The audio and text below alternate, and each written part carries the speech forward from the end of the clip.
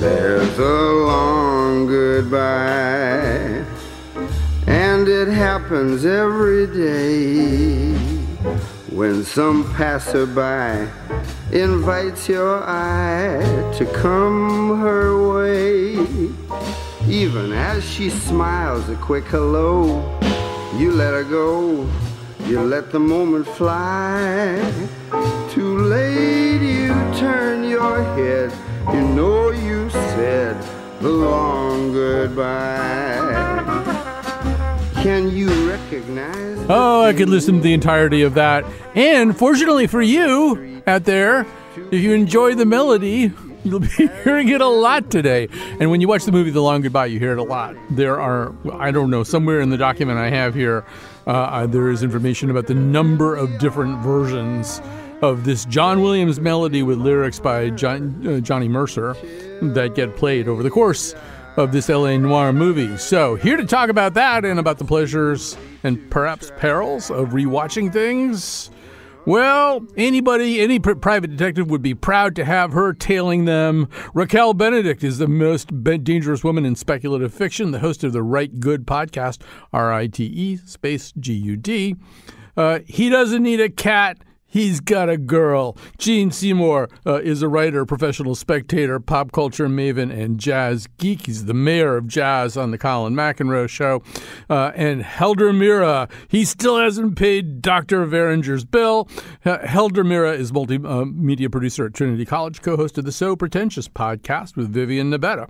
So here we are to talk about The Long Goodbye. Before the panel gets going, let's hear a little bit of this. You are going to hear Elliott Gould as Philip Marlowe, and Dylan Reyes, who picks out our bumper music and is occasionally the technical producer of this show, said as he researched for his job, he said he came to the conclusion that Elliott Gould could strike a match on a wet glass. So he's Philip Marlowe. He's been hauled aside by a couple of police detectives over a murder, and here Cat is A1. You gainfully employed, Marlowe? I don't know. Where do you work? Yeah, I heard you. I understand English, believe it or not. I'm a private detective. I have my own agency. Marlowe, you know a white guy by the name of Terry Lunix. Oh, yeah? Who says I do? His address book and that yellow bomb downstairs in your garage. So? Marlowe, just answer the question. You want to know what I did last night? Mm-hmm. Well, my cat woke me up in the middle of the night. He was really hungry. So I went in to fix him his favorite kind of cat food, curry brand, you know, it's the only kind he eats. And I was out of it. So I picked something else up, and the cat clawed the hell out of me, just wouldn't touch it. So I went out to the Thrifty Mart, you know, it's open 24 hours, to get switched the labels and the cans around, and the son of a bitch cat just left. Marlowe, will you forget the goddamn cat? Yeah, I know. Curry brand cat food, Marlowe. Yeah, you got me? So Raquel Benedict, irrespective of what you may or may not have thought about this movie, I think we know you well enough that you enjoyed those early scenes of the cat, and even attempting to fool the cat by scraping cat food from one can, an off-brand can, into the can of the brand that the cat prefers. That's a hard thing to express. That's such a pure cat owner moment. It's beautiful. So I've done that. Yeah, you have? You've attempted to deceive your cat? All right. So this is the way you should own a dog. Dogs are just happy to have anything, you know, grass, a dead hedgehog, anything. So Raquel, I'm just curious. You are probably the newcomer to this 50-year-old film. So what did you make of it? I enjoyed it. It's a little tricky just because I'm so removed from the 1970s. A lot of it I'm having trouble figuring out, is this satirical or is this just how was this normal for the 1970s? Like our femme fatale's wardrobe, every shot she's wearing this giant diaphanous, about 20 pounds of fabric, nightgown shaped gown. And I'm trying to figure out, is this intentionally over the top? Or is this just because she was living in California in the 1970s? But it was such a wonderfully surreal experience watching this. Just the wonderful, I think I loved the actor's tics the most. The perpetual cigarette, how he's constantly lighting a cigarette and never even finishing a cigarette. Just cigarettes just always appearing. The way the Mexican coroner just aggressively drinks his cup of coffee so hard as a little gentle send up, as the little actors tics that are typical of this kind of film.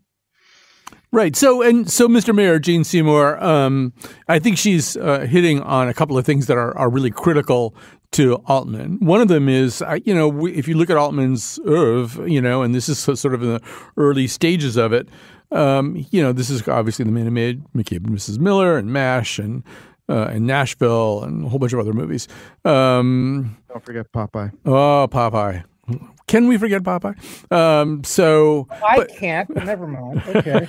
But no, I guess, it's an interesting question to what degrees, at any moment, Altman is capable of being satirical. And at any moment, the little details, like the ones that Raquel just described, are incredibly important. These movies, more than most movies, I think we would both agree, are made up of details. Yeah, well, when you look, again, this was made in... I guess it was filmed in 72, but released in 73. And when you see movies from that era, it's like you're peering over this tall wall where things like Star Wars and all these other blockbusters we've come to know as American movies just sort of tower over. When you have to sort of peer over to see what those movies were like and just how distant they are from what we came to know. And, when you say, I mean, it's kind of facile to say it was an anything goes kind of period, but that's what it was. It was a period when filmmakers seemed entitled just to throw anything at you.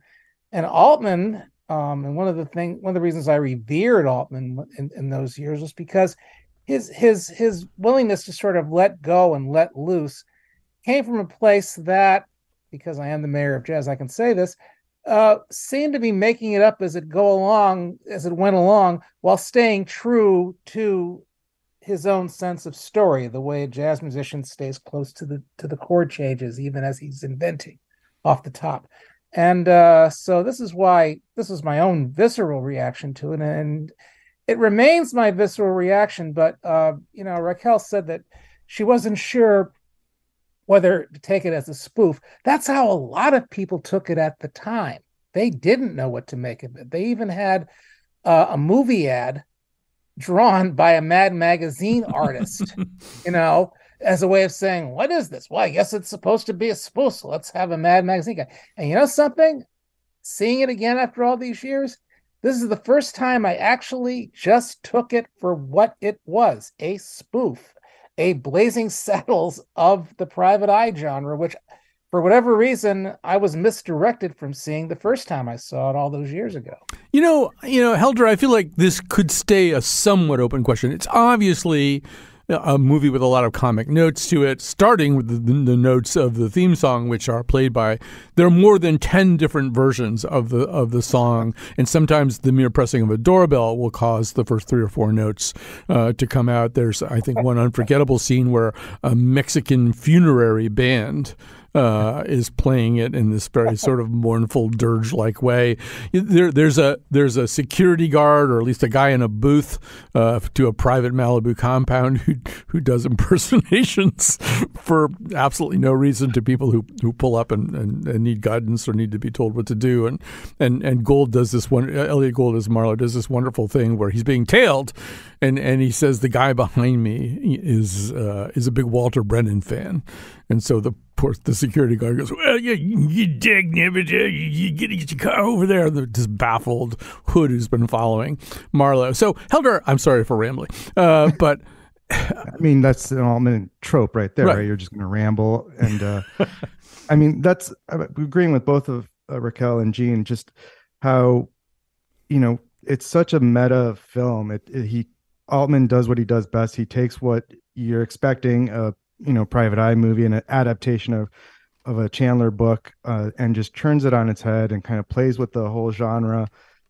He does what he'll eventually be really known for, though, like talking over each other. You don't, much like we're doing here, and just kind of like, you can't so much as like ADR, where it's all the audio is done afterwards, because it just sounds so off in a way, like people are talking in the background, but you hear them just so clearly in a different way. And yeah, the parody of it, I think it's much more of a parody, but it still has this like very nuanced, like real feel to it. And I mean, taking it from New York and turning it and putting it into Hollywood and like making it all like you just were mentioning the guard who's doing all these impersonations and kind of making it even more surreal. Like, where are we really? There's so much about like the space that doesn't feel like it should exist. I mean, that whole apartment is amazing. That like elevator to an apartment to the penthouse. That's not a real. That's just like this little hovel of a place that that the mobster loves to like pick on. I mean, Altman just makes this like very real world that's just so fake on top of it. Like everything just feels like it's not quite the like he even Gould himself, he doesn't look like a private eye. And she even our femme fatale says as much, like, you don't look like what I expected. So there's a real great play with the whole what we would expect from a hard-boiled Raymond Chandler adaptation, and he just kind of like tweaks it every so much to like make it his own little world of what he imagines a private eye movie should look like, down to that like staccato way of talking that really goes into the jazz that Gene was talking about. Like everything just and the one last touch is just that music, like bringing the one piece of music we really understand is that theme song. And it's a nice little ode to Orson Welles' Touch of Evil, where he just wanted any music in the background of the film should actually not be like an orchestrated piece, but should also be part of the world that the characters are in, and not so much like this extra layer of what we expect music in a film to be, which just makes it such a like real way to like create that. All right, so Raquel, I want to go back to that whole issue of overlapping dialogue that's also kind of fuzzy and in the background, dialogue that is often re-recorded outside the shot in post. And I was wondering what you made of it. It was a technique that Richard Lester was also kind of using in the 70s. Sometimes the important things were just not even said in the foreground. I wound up sort of thinking this time watching this movie, and I haven't watched it for maybe 30 years, it's 50 years old, that maybe the point of this is that there's a lot of noise and not that much signal. And so it's kind of okay if you can't really understand exactly what people are saying.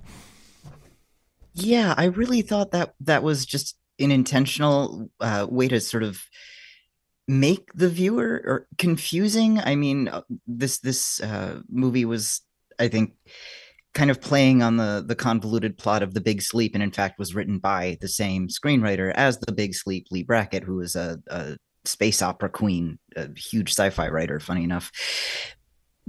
That the way so much of this movie is very hard to follow deliberately, the way there are so many red herrings, the way the plot ends up almost being a punchline in the end with the conclusion. I thought it was very deliberate in that, yeah, you're not supposed to be able to follow this. This is supposed to be a little bit confusing and bewildering in an interesting way. Although I think for me, it comes across as not that hard to follow just because of the way that audio is mixed in film now. When you're watching a movie at home, I find I always need subtitles on anyway, because the way it's mixed now, you can't hear anybody in movies anymore. So like, that's just normal for me now. Like, oh, I can't hear or understand half the dialogue. And yeah, that's pretty standard. Yeah, I think that's it. And I love what you're saying too, Raquel, which is that it kind of doesn't matter how the movie comes out. That's whatever the point of the movie is. That's not the point. I think the point of the movie is the entire process of the movie, and all of the jokes and all the things that are serious and the atmosphere and the strange little throwaways. That's the point of the movie. It doesn't. Go ahead. Also, it's a mix of the. You talk about whether it's how much of it is real and artificial, and the thing that strikes you throughout is that the LA that he's depicting, the sense of Los Angeles, is very, very real. Whether it's inside the police station or the jail, whether it's in that weird development he lives in with all those goofy neighbors and things, and the supermarket at night, all those things are very real, and that's what sort of teases you into thinking that this is not a spoof, that it is serious. And yet the sight of this guy walking around this Paisley environment with a dark suit, white shirt, black tie throughout, with not even the threat of taking his clothes off never comes through somehow. And it's that kind of mix of the artificiality and the stark reality of the setting that just keeps you on the edge of your seat wondering, okay, how is this going to resolve itself? How is this going to, make sense? And when you accept that it doesn't, it's fine. Yeah. It made me think a little bit of Columbo in kind of a funny way, in that you get this very, very New York, straight out of Central casting detective, this little rumpled man in the raincoat, and for some reason he's in LA. Yep. And it makes no sense for a man like that to be there. Where it never rains, and it never rains. Never. And I thought the same thing, just because maybe Columbo is so much on my mind most of the time, and speaking of repeat viewings, but also just like he's the antithesis to like he is almost Columbo, but at the same time not as good of a cop as Columbo was. No. not nearly. He gets it wrong until the very end. Right. Yeah. One thing I've never done before, but I did it this time for Raquel. Although I was aware that Raquel watches movies that I would be way afraid to watch. In fact, you watch a lot of movies that I would be too chicken to watch. But there is a scene of extreme violence in this movie, which I think jumps out even more because it is kind of a funny movie most of the time. And it involves a woman being struck in a very particular way. I can tell you that in 1973, it shocked audiences, or certain members of the audience. I think now it's almost untenable. It's a scene you couldn't really have in a movie, not a movie like this one. But anyway, I actually asked Pants to warn you, Raquel, because I didn't want this just like to, you should pardon the expression, hit you in the face. So I don't know. I wonder what you thought of that. We had a little email conversation about Altman's apparent at times misogyny, just generally speaking. But what did that sort of taint the movie at all for you, Raquel? I mean, it definitely was shocking, and though I was warned, I don't think I expected it to be quite as brutal as it is, because the movie dwells on it. It's not just this thing happens and then it's over. Like, they stay with her as she's going through this terrible pain. She gets reconstructive surgery. She reappears in a later scene with bandages on her face and like some kind of braces or something in her mouth, so she's talking funny. Like, it's not just a slapstick thing where you trip on a banana peel and you get hurt, but oh, you're fine. Like, oh, she's very clearly not okay after this. She is not well. And it's very striking. I guess they're going for dark humor, and I'm wondering if they're sort of playing on that thing that happens in a lot of movies from the 1940s where a man will just hit a woman and it's sort of like, yeah, that's okay. And the movie just carries on. Like, in this case, no, we have a man doing an act of violence on a woman, and it is very, very much not okay. There are very grim consequences to it, and she suffers terribly for it. And yeah, I don't really think you could get away with it, at least in live action, maybe on like an Adult Swim cartoon, perhaps, maybe, and that's pretty iffy. I couldn't see a filmmaker getting away with it. Rick and Morty, Rick does stuff like that in Rick and Morty. But yes, these are cartoons. So yeah, I mean, I actually think that the whole thing just played very, very different for me even this time. And Gene, I thought even in this scene, so we should say that this involves a character named Marty Augustine, who's the Rocky Rococo of this thing. He's the villain. He's played by Mark Rydell, who among other things directed On Golden Pond. Yep. To think about a movie that has kind of a different tone to it. And it is intentionally on Marty Augustine's villainous part, something he does to illustrate that he's ruthless. He says, "Here, I love you. I don't even like, and look what I just did to her." I don't know. I mean, when I was in college, when I first watched this movie, I don't think I understood just how completely troubling that is. But you can make the argument that Altman wants it to be troubling. Well, you can make that argument. Misogyny is one word for it. I think that the word I used was misanthropy, which was a very hip thing for Hollywood filmmakers to be back then. You think of people like Peckinpah and some of the kind of hardcore guys who did TV for many years, and it kind of warped their whole sense of not just business but life itself. And they brought some of that misanthropy to the movies they made. Altman especially. I mean, you mentioned I think we were talking about MASH, the first movie that kind of made him famous, also with Elliott Gould.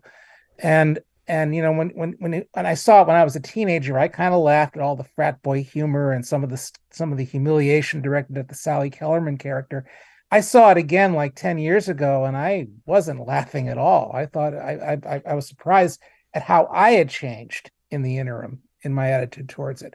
And I had kind of the same reaction you did, an intensified revulsion at what I saw, even though, again, I had something of the same reaction that I had back then, which was, well, it's so horrible that you don't know whether to laugh or turn away, and you just kind of nervously laugh at it, knowing how horrific it is and even sensing it even more. So that's the kind of prism that you kind of see it through when you see something like that again, with so much that's happened in not just movies, but in society itself in the intervening years.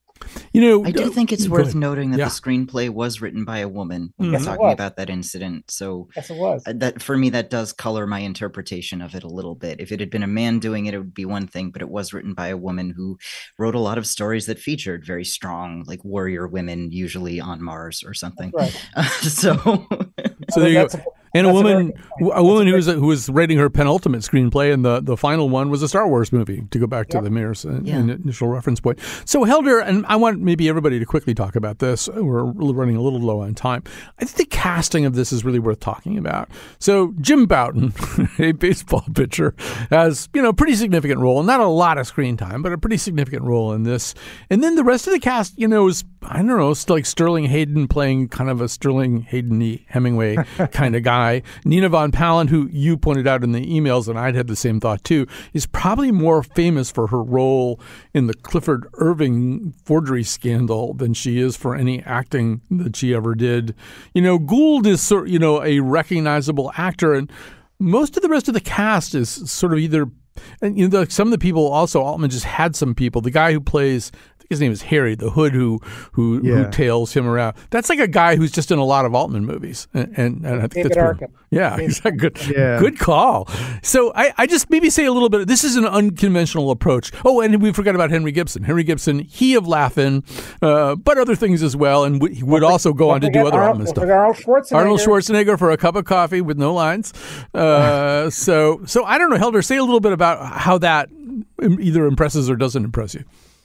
I mean, for me, watching it this time around, knowing a little bit more about the different actors that were in it. I mean, I think at the time that I first saw it 25 years ago when I was in college, Gould and Hayden were really the only two that stood out to me at the time.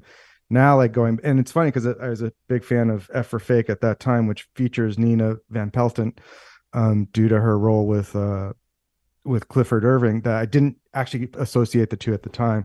Now it's like, it's not the usual Altman crew that we see all the time, like where he would bring people back, but we start seeing Henry Gibson, who will come back to Nashville in a few years after that.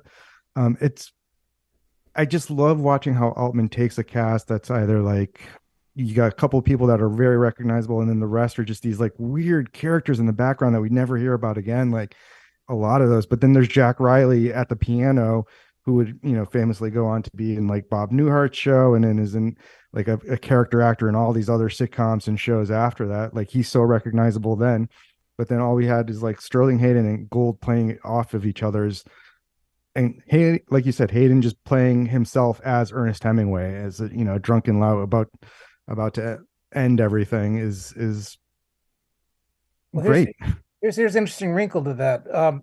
Originally, and this is true, Altman wanted to cast his good friend Dan Blocker in that same role. That was in fact, there's even a note at the end of the cast credits paying tribute to Dan Blocker. Now, imagine, if you will, the effect on America's tiny little mind seeing Haas Cartwright inhabit that kind of, shell, this grand shipwreck of a man, in this role. I mean, you're not surprised to see Sterling Hayden play that role because he's played variations of that role for decades. But Dan Blocker, I mean, wow. I mean, it was almost as if he was trying throughout the process of this movie to have these anomalies just scattered all over the place. Yeah, I think that's an Altman thing, though. As I think I said in our emails, Nashville is full of people doing stuff. There was no expectation of Lily Tomlin, giving the kind of performance that she gives. People are sort of working kind of outside their comfort zones, or they're not even actors, or, So I'm assuming if Blocker hadn't died, he would have just given the performance of his life, and we would have. I think so, too. I think so, too. There's a great little twist there where we have Henry Gibson, short little Henry Gibson, kind of taking on Roger Wade and talking down to him and commanding this like man who towers over him at one point, slaps him, and just like actually is the one person that can bring Roger Wade's character there down to earth, and then it does kind of start to unravel some of the little bit of plot where we're like, wait, how is this Roger Wade? Why is Eileen Wade so Raquel started to obsess a little bit over Dr. Verringer's bill, but we're going to have to take a little break here, so we'll have some time to talk about just the rewatchable experience. To steal Bill Simmons' title, Rewatchables, and why we rewatch them after this.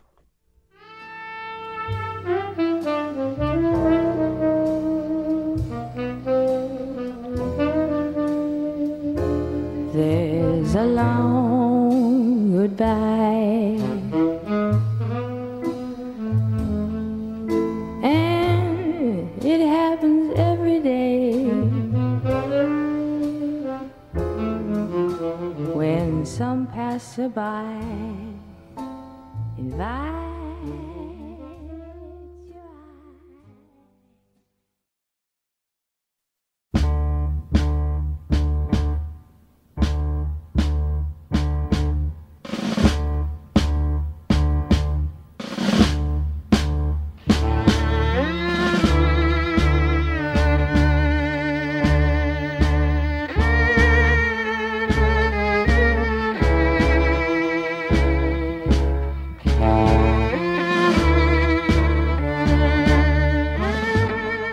All right, we're back. We can do this all day. We can just play versions of this all day. I don't know if Grace and Hugh ever covered The Long Goodbye, if we can do our outro music that way. But yes, we're done talking about The Long Goodbye mostly with our guests, Raquel Benedict, Helder Mira, and Gene Seymour.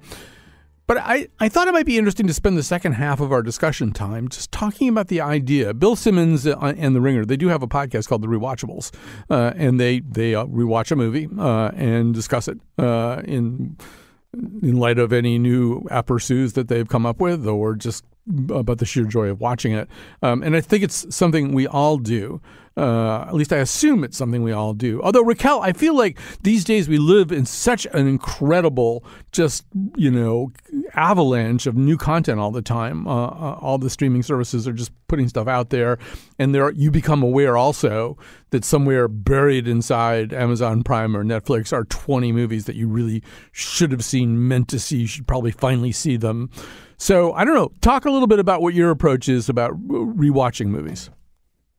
I absolutely love rewatching movies. I know that a lot of contemporary content is kind of made to be consumed, to be binged on while you're playing on your phone, so you ignore it. But I think the thing that helps me reapproach movies and rewatch them is sharing them with other people, just watching them with other people. Like, hey, this is really good. You guys should see it too. And usually the movies I rewatch are movies that I was ambiguous about the first time I watched them, but then I kept thinking about them, because some movies you don't really get them all at once, and then on a rewatch you start realizing, oh, this is brilliant. It just kind of can you give some examples? Some examples. I think The Wicker Man. The original one, the Edward Woodward? The original, yeah, not the Nick Cage one, although that one definitely has its charm. Nick Cage in a bear suit, karate kicking women. Yeah, speaking of violence against women. But the first time I saw it, I'm going like, what was this? But then I kept thinking about it, and I absolutely fell in love with it. And the very easy snap judgment is, oh, this cop's a loser. Who cares if he gets killed? And then you're watching it going like, on the other hand, Like, if I had a relative missing, I would want Sergeant Howie looking for them because he is willing to set himself on fire. You know what I did? I obsessed about the music on that. There's this kind of weird pagan-y sounding British folk music on there. And I spent some time, like quite a bit of time, tracking down one of the songs. Oh, it's great. Because I liked it so much. Yeah. That's a great example. So how about you, Mr. Mayor? I mean, you've already told us via email. So you do it sometimes in the form of ritual. I will say that my son and I usually make a point on the 4th of July of watching the movie Independence Day. Not because it's necessarily a great movie, but it's a ritual, right? You get certain things you got to do certain times. Exactly, and like all rituals, it gives a certain coherence to the year. First of all, I am married to somebody who hates the idea of me watching a movie again, even if it's just once more. It's kind of like, we saw Devil in a Blue Dress last week. Why do you want to see it again? Because we know what happens. We know how it turns out.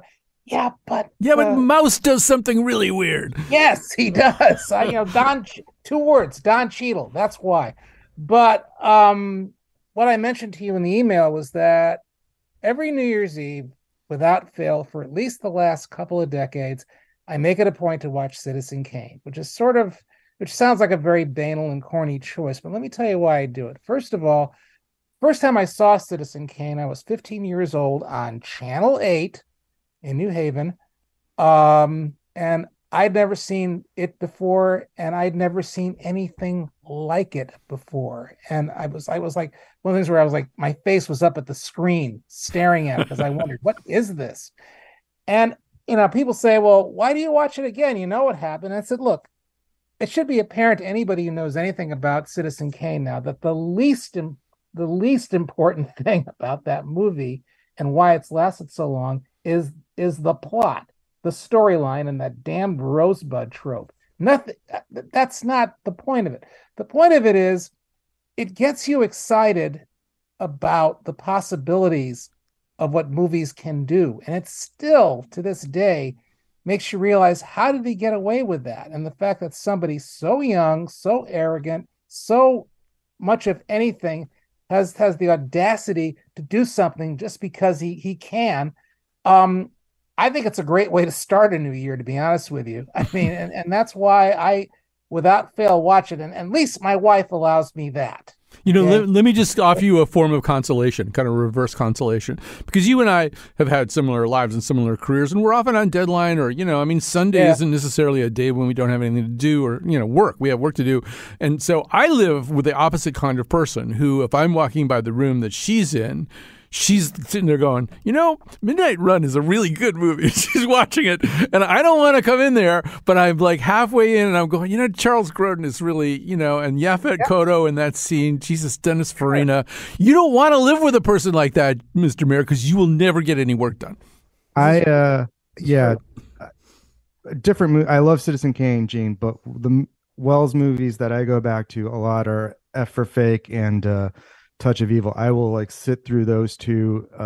There's just something about all the nuanced little visuals that he throws into both of those movies.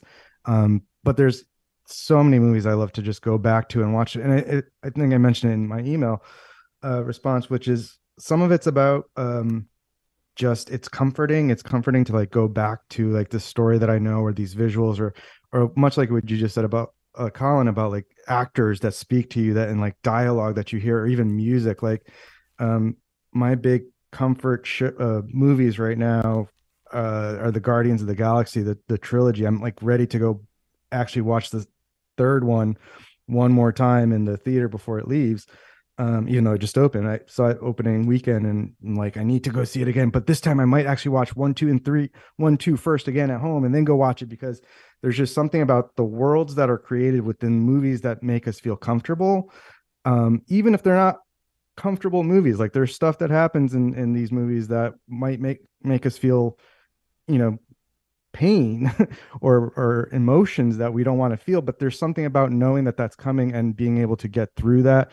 That really helps me personally, and just really embrace the movies and really feel like I'm part of it, and it's a world you want to be. And then you just come out and I can tell you, I will listen to the soundtracks just to sort of remember those visuals. And I'm a visual person, obviously, and I just love to like think about what those scenes are doing and how they make you feel, especially like and like I said, those three specifically have great soundtracks, but or even Edgar Wright's movies with his soundtracks. So so Raquel, I think another part of this is, and correct me if this, let's posit that that Edward Woodward Wicker Man is possibly a cinema masterpiece. But I think some of the movies we watch, they don't have to be good. I mean, I mentioned in the emails 2 Patrick Swayze movies, Point Break and Red Dawn, which certainly Red Dawn is not a good movie. John Milius notwithstanding, it's not a good movie. But I don't know, just beats that are in it or whatever. I think there's like stuff we go looking for that would be hard to name, but it's not necessarily quality, Raquel? Oh, yeah. I mean, I will absolutely have my little comfort rewatches of completely trashy slasher movies. Among my favorites is Sleepaway Camp, which is a movie made for a budget of approximately $50, adjusted for inflation. It is a terrible movie. It is almost irredeemable, and it is what I watch when I'm really depressed because it just always cheers me up. I love that cheers you up. It does. It's great. Yeah, I mean, Gene, I feel like, some of the movies you name, like, yes, watching The Godfather, the 2 Godfather movies is defensible at any given moment because, first of all, you will probably see something that you didn't notice before or remember something that you partially forgotten. Sir, you and I have something in common. Yeah.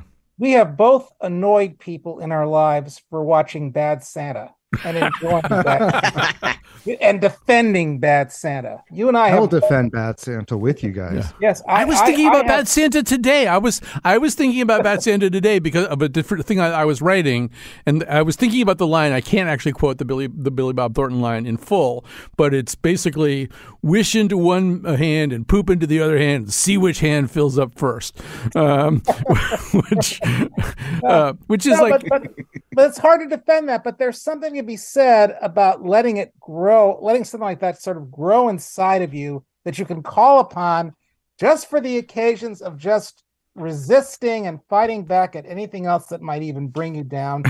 Yes, God help me, my son. I have infected my son with a love for Bad Santa. He watches it every Christmas.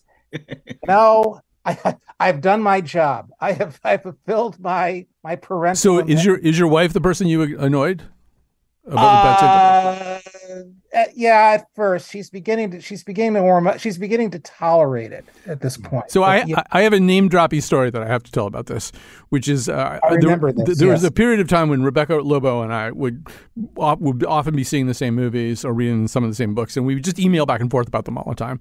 And so knowing kind of what she thought about it, I went to see Bad Santa and I really liked it a lot. I embarrassed my son by laughing really too hard during the movie, and then I went home and I emailed Rebecca. I said, I really like Bad Santa. I hope that doesn't make you think less of me. And in 2 seconds, an email came back saying, couldn't possibly think less of you.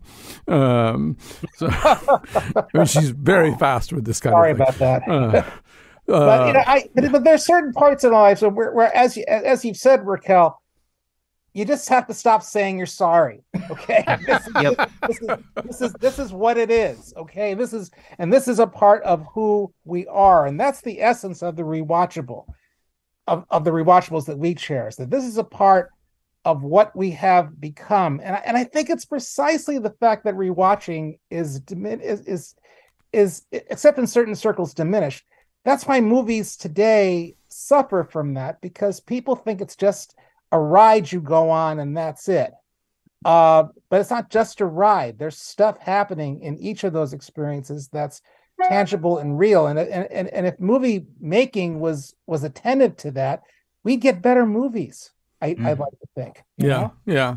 And Raquel, one thing that Holder was talking about, or no, I guess Gene was talking about it, but it made me realize, like, a movie that I'm probably never going to rewatch is Sixth Sense, because in Sixth Sense, the Rosebud kind of is the movie.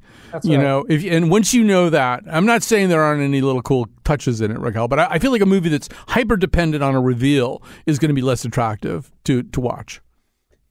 Yeah. Unfortunately, yeah. All right. So I'll take that as an affirmation. All right. We're going to take a little break here. We got to have some time to recommend some stuff to you. And that is what we will do after the proverbial this.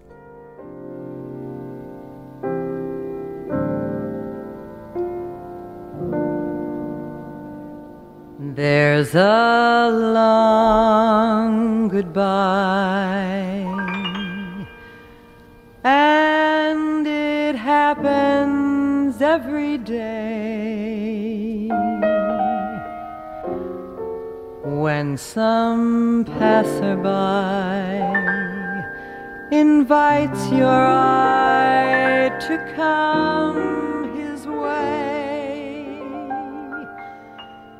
even as he smiles a quick hello.